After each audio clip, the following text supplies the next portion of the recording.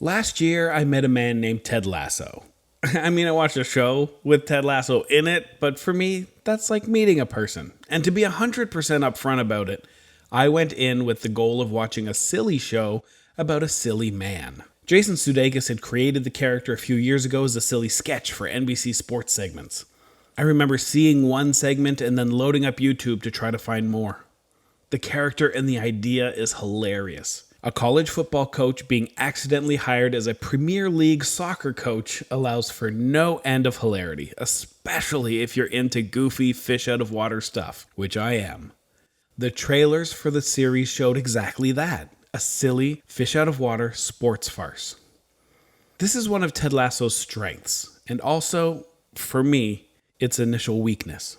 It's a strength because it's going to pull people in because people want a silly sports comedy. It's reminiscent of Golden Age Will Ferrell, Adam McKay stuff. It's going to pull in the kind of viewer that is into dumb, funny comedy. It's going to pull in me. And that, of course, is its weakness. Because Ted Lasso isn't a dumb sports farce. Ted Lasso is the epitome of what I've been looking for in a television show. In its writing, in its characters, in the stories it chooses to tell, in the way it portrays male characters, and in how it actively chooses to frame kindness and thoughtfulness and empathy as a strength and as a defining factor in what it means to be a man. If you've seen only the Ted Lasso NBC Sports segments or the Ted Lasso trailer, you'll know that this show is going to be hilarious. But what you won't know is that it's the latest show taking part in a very small trend of television that focuses on men. It's a trend that doesn't focus on men's heroic feats, or their unearned confidence, or their misguided masculinity, their overbearing drive, or any other faults that make men in entertainment off-putting. It focuses on introspectiveness, understanding your emotions, actively trying to be kind, and accepting failure as a step towards success in life, relationships, and self-fulfillment. More importantly, it focuses on men helping men. Men with real human issues speaking to the men in their lives and finding friendship, understanding, and family within a male relationship. This small trend is taking hold, step by tiny step, one show at a time. And for me personally, it's the greatest thing that's happened in television for a long time. So let's talk about that. But first, disclaimer time! This is not a review show! I am nerd incorrect. I'm passionate, opinionated, highly subjective, and so many times incorrect. I have to repeat, this is not a review show. I'm not going to objectively weigh any piece of art on any merits. What I will do is explore the things that make entertainment beautiful and explore the art created for us to consume while we live our lives. Thank you for joining me while I explore the adventures we have from inside the house. I'm uncool, I'm the Urkel to everyone's Bill Murray. I've been broke in every sense of the word. And I keep chasing my next high score. Issues galore, I'm a walking, talking magazine. We all know that nobody reads. What's the use in words when they don't even understand me?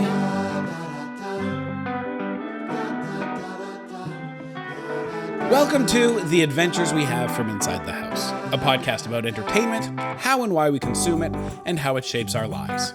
And more importantly, a podcast that celebrates the things you like, even if nobody else does. My name is Tim Riel, and I am Nerd Incorrect, the boy who loves entertainment of every kind and always seems to fall in love with the properties in art that don't always follow the crowd. Television has an extraordinary ability to hold a mirror up to society and share the beautiful and the ugliness, the hope and the despair of the human experience. It shows me people that are relatable and interesting, who are representative of people I would both likely never encounter and those that I am already acquainted with. It puts those people in situations that can sometimes be outlandish, but other times into circumstances that are eerily similar to my own. It can show me obvious solutions to life struggles, while also showing me the nuance and intricacies of human relationships. I have been very fortunate. I am who I am, and I was born where I was born. And so much of television has been written by and for people like me. I've seen that there are some people represented on TV that have been written with much less deftness and with a heavier hand, with the lack of knowledge and experience needed for the creators to write a believable character of that background or stature. So much of the entertainment I seek out now comes from voices I haven't heard from, with experiences I haven't had. It's a trend that I hope continues because the TV landscape right now is exciting and interesting, and I hope it continues to get more so. Seeing all these new voices and seeing all these new points of view eventually shined a huge spotlight on an issue I hadn't even been aware existed. An issue in the shows that were supposed to be by me and for me. Looking at all the shows I loved growing up, all the characters I looked up to, the characters I wanted to be like, I found that they didn't actually hold true. These people written for me, by me, who were supposed to represent me, they didn't. Not really. The men were heroic, the men were strong, the men were leaders. And if they weren't, they were the villain or they were the joke. The main characters were designed in a way that, if they had flaws, it was one of coldness or distance or excessive stoicness. If they lashed out, it was in anger, in violence. I was watching these men, these paragons of character, these role models, and I couldn't understand why I wasn't like that. None of these things were in me. Nobody on the screen was like me. If they had the problems and issues and anxieties I had, then the character was unlikable, or they needed to be fixed. Both outcomes of which were directly related to what the women in their life could do for or to them. The men with similar traits as me were unhappy. They were outcasts. They were friendless. But I'm not unhappy. I have amazing friends. If I feel these things and I have these issues, does that mean I'm lesser than? Why are those characters like that? Why do those issues make them lesser than? These are questions I didn't know to ask. I didn't even know it was an issue until I saw a show that started to show men differently. And then I saw another show that did the same. And another show. And another show. I've been seeing male characters who express the same thoughts as me, who have the same hopes, the same fears, and they're surrounded by other men who are supportive, and more importantly, also have these same attributes. I'm seeing men that are strong, that are leaders, who are sometimes sad, sometimes putting up a facade. These TV shows elevate men who are caring, men who push aside their bravado to connect with people. Men who care. This is something that hit home for me in a very real and very emotional way, because television has always been my window into what society wants from me and for me, and up until this point, I was having a lot of trouble being what I saw the world telling me to be. I moved around a lot as a kid. It was an incredible experience, and I was fortunate to have lived it. I have incredible friends spread across the globe, and I've lived life in very different communities.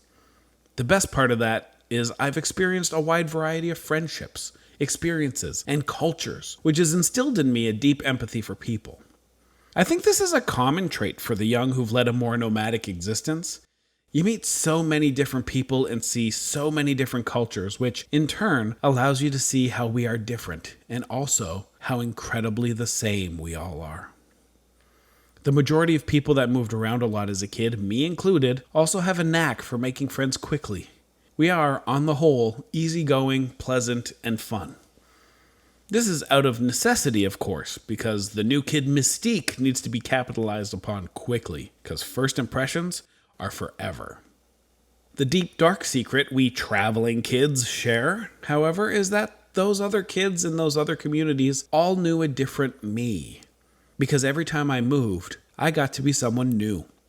It's the special gift I was given through my childhood experience. I got to reinvent what it meant to be Tim. Obviously, who I am as a person isn't going to change much, but maybe this time I'm the person who's more outgoing and brash. Maybe I'm more stoic next time. Maybe I'm the party organizer. Maybe I'm the disruptor. Maybe I'm the guy with the pink hair. And that's where TV comes in. As a young person, I'd look at the characters on TV, see which ones were well liked and which of them were barely tolerated. Then I'd try to add those traits to my own personality. I would take the best parts of Zack and Slater and try to remove the annoying parts of Screech. TV was very helpful in telling me who people wanted to have around. It told me who everyone wanted me to be, and who I should be if I wanted to be accepted.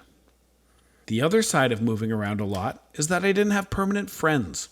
No one in my life that knew me from before. Nobody that shared memories with me from youth. And TV helped there too, because the characters on TV were there no matter where I lived.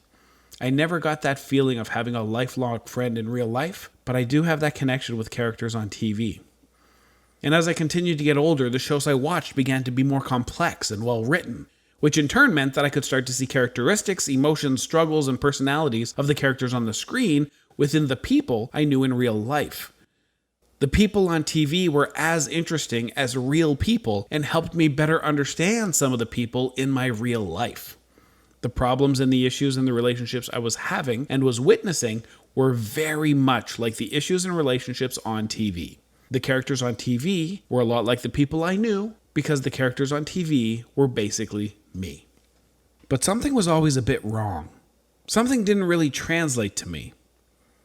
I'd be watching men and they'd have the same issue as me. And they'd have the same kinds of friends as me. And they were in the same situations as me. So they'd be dealing with it the same as me, right? Except they weren't. Not really. Because the things that I thought, the things that I felt, the things I wanted to express weren't okay for the respected men on these shows. Even if they had expressed any of these thoughts or emotions, it was only used to show that they were not only a strong person, but they also had flaws and weaknesses. But I couldn't figure out how having feelings was a weakness. If the story was more of a hero's journey or a story of growth, the hero was a broken man with these broken emotions and feelings, and then a woman would fix him. A woman was the answer. That was always one of the three options. A broken man either fixed himself, got fixed by a woman, or died alone. I grew up with sitcoms like Home Improvement and Family Matters, and those showed me that dads and husbands were lazy buffoons who were merely tolerated, and the sons were dumb and rude and most of the time mean. Boyfriends were losers, and any male character that had any empathy at all was a nerd or, God forbid, gay. And if any of these characters were going to be redeemed, it could only come from the hands of the girls and women in their lives. I grew up with ensemble teen shows like Saved by the Bell and 90210, and those taught me that popular guys were dismissive and aloof, self-assured enough to ignore criticism, and always had the attention of the girls. They also taught me that you could have a real issue, you could confide in your friends about it, and they would laugh at you. But a girl would help you through it instead, and it didn't matter what the issue was, it had better be fixed and gone by the next episode because vulnerability is lame. The films I watched that were made for me by me were about tough stoic men who didn't take shit from anyone and who could bury their problems deep inside in order to save the world. I watched Bruce Willis in Die Hard solve his marital problems by punching people and walking through glass. He doesn't have to deal with his own issues and insecurities in the relationship because they don't matter. It's apparently inconceivable that McClane might even have some doubts about being with a woman who left him and is only back with him now because he threw a guy off a building. You know, because he was definitely the problem, and his anger and violence were the solution. Every male character was something I was supposed to aspire to become. But to do so would mean I would have to hide parts of myself and bury the emotions and doubts and fears that I had. I could become a leader, a strong person, a great man, so long as I didn't communicate the stress and anxiety that came with that. There were characters who I did relate to more, but it was always couched in a growth story. Self-doubt, anxiety, depression. These character traits were used solely to show the growth of a male character by his conquering of them. Overcoming these issues was the story. Dawson's Creek, Felicity, Party of Five, all featured great male characters, but they all overcame their flaws, which is weird because 1, they're not flaws, and 2, they aren't things you can overcome. Even in these shows that relied on empathy and emotion to fuel their stories, They always did so in a way that would show that emotional men were weak and that the women in their life could fix them. And if the women in their life couldn't fix them, then they were too broken and ended up alone. Never in any of the shows was the main support system another man. Every show I watched treated male relationships as either stupid, toxic, or both. The guys would get together and get drunk and get arrested, or they'd punch each other while they watched football. If a male character had something happen that he needed emotional help for, it was the female character that would listen because the guys just wouldn't understand. I spent a lot of my life with this as my template. I spent a lot of time believing that my guy friends would believe I was weak if they knew what I felt. This, of course, is ridiculous, and more importantly, it's dangerously wrong. Women are incredible. They are smart and empathetic and can be an important part of a man's growth and security. But there's so many things that don't translate. So many things that a man can't share because it won't make any sense. The fears and doubts and insecurities that really only someone with the same experiences can relate to. That fact is a human one. We need to have someone in our lives that knows what we're talking about. But I wasn't seeing this on TV. Obviously, there will be shows that absolutely did do this, and I just didn't see them maybe. But I watched a lot of TV, and if there was a show like this, it wasn't a popular one. The first time I saw a relationship between men on TV that was about support and friendship and vulnerability was in 2006. My favorite writer who created my, at the time, favorite show was Aaron Sorkin and West Wing. To follow up his behind-the-scenes drama about the White House, he wrote a behind-the-scenes drama about a late-night sketch show called Studio 60 on the Sunset Strip. It starred Bradley Whitford and Matthew Perry, who played a writer and a director who were asked to run the late-night sketch show. It's my favorite TV show now, and I don't want to spoil it because you most likely haven't seen it, and I think you should hunt it down and watch it. It's easily the best work Matthew Perry has ever done. My point is, the relationship between Whitford's character and Perry's character is a beautiful one. They are each other's confidants, each other's shoulder to cry on, their supporters and their biggest cheerleaders. With each other, they are real and they feel things, they say things, they truly love each other. Of course, TV being what it is, there are plenty of storylines that feature each of these characters being fixed by a woman in their life, but from time to time, this is a show about two friends who have each other's back and care for each other. The show lasted one season, which I mention only because this is going to be a trend as I keep moving forward. The next time I saw a show that featured vulnerable men being vulnerable with other men was a show called Men of a Certain Age, which starred Ray Romano, Scott Bakula, and Andre Braugher. You haven't heard of this either, but it was good. These were three men who were dealing with life and they had each other to confide in. It was beautiful and made me feel like maybe I wasn't alone feeling the insecure feelings I had. It dealt with depression and imposter syndrome and the realization that you weren't always going to be special. Besides the fact that the marketing was mostly about watch these pathetic men be sad, the show itself was well written and explored some things about being a man that I hadn't encountered on TV before. There are 24 episodes if you want to see it. It'll be tough to find though. The 2 seasons aren't available on any streaming platform. Neither is Studio 60.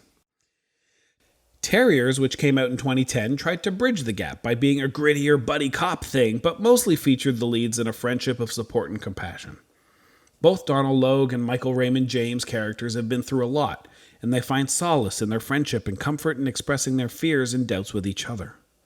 This idea was so foreign to viewers that one of the main criticisms of the show was that it defies explanation. Which is odd because it's just a crime-solving show about two guys trying to rebuild their lives.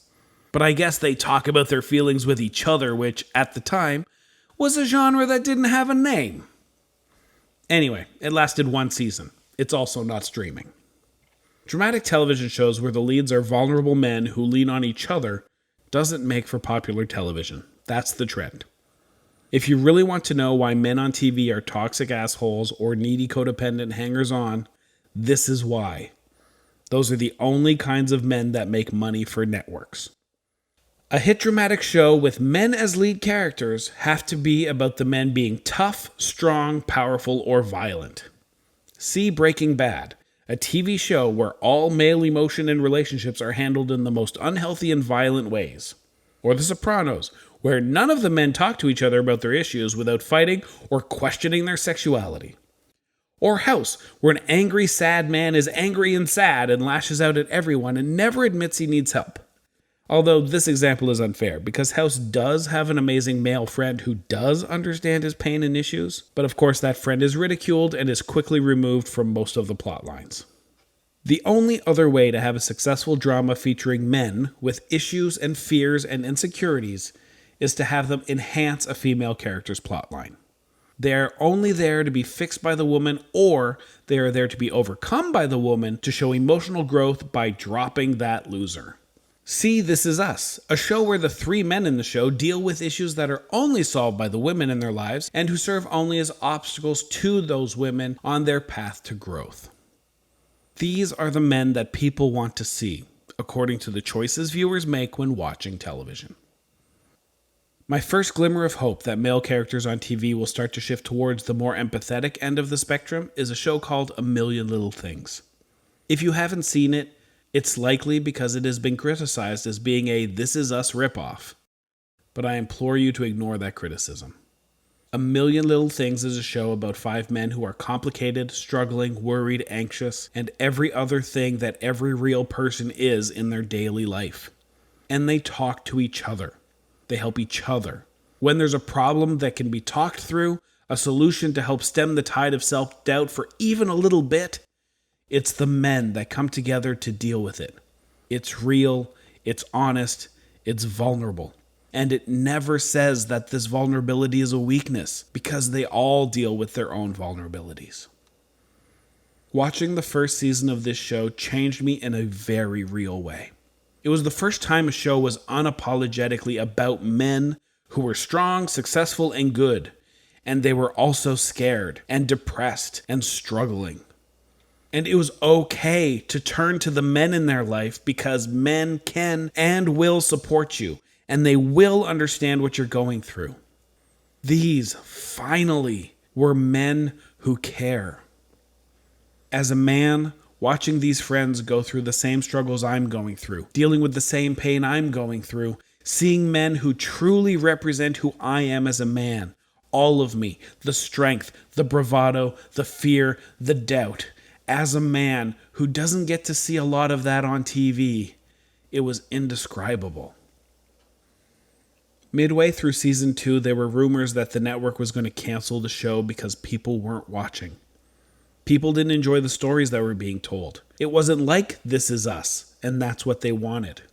So there's a noticeable shift near the end of season 2. The stories started to be less about the men and started to be about the women in their lives. And the men were no longer helping each other. The women in their life were now the catalyst to their growth. They stopped having as many struggles, and their plot lines revolved more around helping their female counterparts or becoming their obstacles. It just wrapped season 3 and is confirmed for season 4. Men who care about other men aren't the men we as an audience want to see. At least, that's what the numbers say. But I'm holding out hope that there will be men who care, men to look up to, men to aspire to, on many TV shows to come. I think the fully featured man with fully featured male friends will start to sneak into the television landscape. I think this because I believe it's already happening. I met Ted Lasso last year. He was a character I already enjoyed as a farcical sports character from a short-form comedy sketch. When I saw that a show was being made of this character, I was excited because I've been looking for a mindlessly fun show to watch while I folded laundry and cleaned the kitchen. The show is hilarious. The comedy is incredible, the casting is spectacular, and Jason Sudeikis has never been funnier. But Jason Sudeikis and team have done something impressive. They made a show with the depth of character and relationships usually reserved for the aforementioned dramas like This Is Us. The subject matter deals impressively with the depths and complexities of interpersonal relationships, and more importantly, bases everyone's personality and motivations on very real human motivations. Nothing is forced, and people act and react as expected based on who they are and what they want. The male characters all have incredible depth and have real issues of insecurity and self-doubt, and they can turn to each other to deal with them. The male relationships in this show are so varied and beautiful, and each one is about men dealing with real men things. Am I still enough? Will anyone love me? Do I deserve to be here? How will I make it through today? Why isn't what I do ever enough? These men deal with this with each other, and they find solace in that. For me, the most wonderful gift I got from this show is the character of Ted Lasso, who I believe is someone we, as men, should aspire to. If you read the reviews of Ted Lasso, you'll find a few things come up a lot. The first is that it's almost universally loved. The show's a success, and everyone who has seen it seems to be singing its praises. The second is that people are describing Ted Lasso as unrelentingly optimistic, which I personally believe is incorrect and missing the point entirely. Ted Lasso, as a character, is a man who makes an effort to be kind. He makes an effort to see the opportunities in a situation. Ted Lasso, as a character, isn't unrelentingly optimistic. He's actively trying to be optimistic. Ted Lasso's a smart guy. He's a successful guy. He's a man who's doing his best to be a good person. He's not diving headlong into things believing that everything's going to be amazing, because Ted Lasso is dealing with a lot. And he's pretty sure everything is not going to be okay.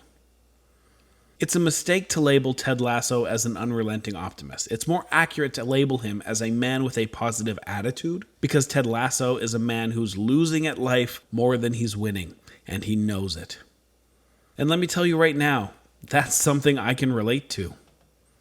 Ted Lasso is visibly making an effort to not take things personally, to act with kindness, to be a solution instead of a problem, and to support the people in his life that need support.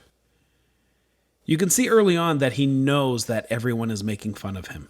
When people belittle him to his face, it's not so clever that he doesn't get it, because he does get it. He actively chooses to be kind and ignore the slight. In the arc of the show, all of these interactions are between Ted and a character who is dealing with something negative and lashing out. And Ted can see that and knows that this person is hurting. It's an empathy he has because he himself is hurting, and he knows that one of his choices could be to lash out.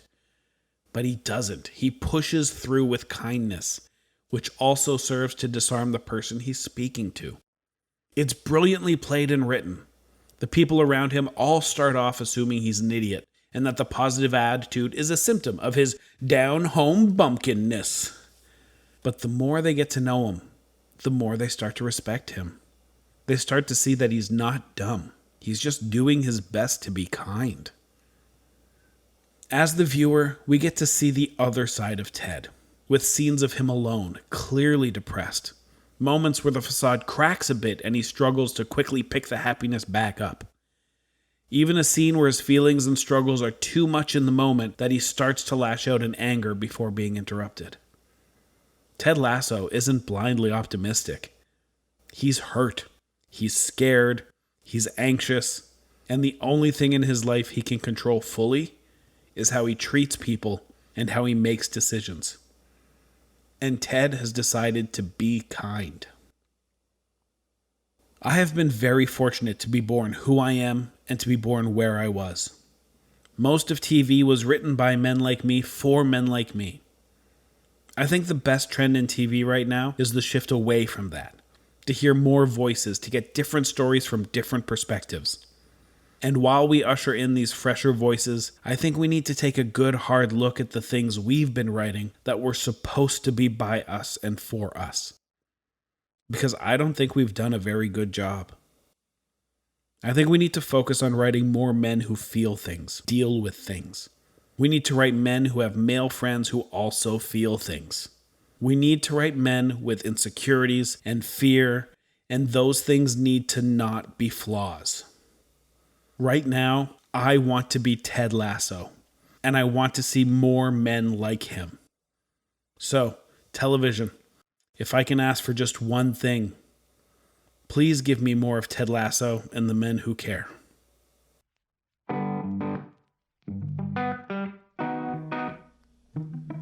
Our theme music is provided by Double Experience. You can find the track Bill Murray everywhere you get music. And my ability to take time out of my week to make this podcast is supplied by my supporters at patreon.com/nerdincorrect. If you support us on Patreon, thank you.